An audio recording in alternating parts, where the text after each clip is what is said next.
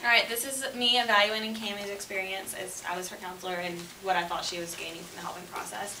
So Cammie, her facial expression remained very calm even though she was coming in for depression. She still remained calm, and I could tell that when I asked her like what she went by, what her name, when she said Cammie, like that made her feel a lot more comfortable and not as formal with Camille.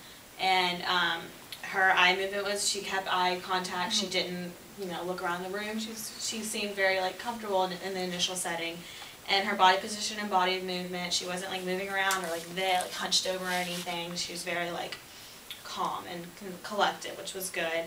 And breathing patterns were the same, they remained normal, and her muscle tone also, she didn't tense up at any point. And I think it was just because we were discussing the helping process and we hadn't gotten into any hardcore issues yet, so I think that was why she was remaining calm, and I could tell she felt comfortable with me as a counselor. And same thing with gestures, she didn't make any weird gestures, or her skin tone remained the same. So great, thanks.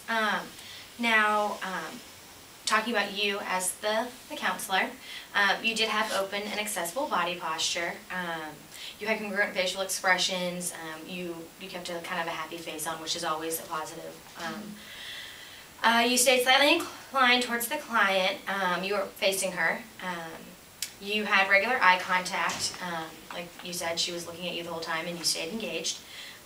You didn't have any distracting behavior. You did move your fingers a little bit, but I don't think she noticed that. She never looked down to show that she noticed that, but you might want to be careful about it in the future. And you had minimal encouragement. You went through and got the details you needed. When speaking with her, you introduced yourself and your role.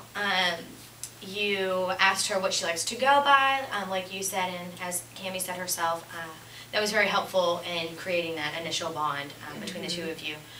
You identified where the meetings would be held and how long they would last. You described the purpose of this meeting. You talked about the role of the client. You talked about the things that you will do in the helping relationship, and keeping open and honest and things like that you mentioned. You outlined the client's role, which was good. You discussed the ethical and agency policies such as confidentiality and the things that surround that, and getting their intake forms and consent forms signed. And you asked if she had any questions, so you did great. thank you, Kelly.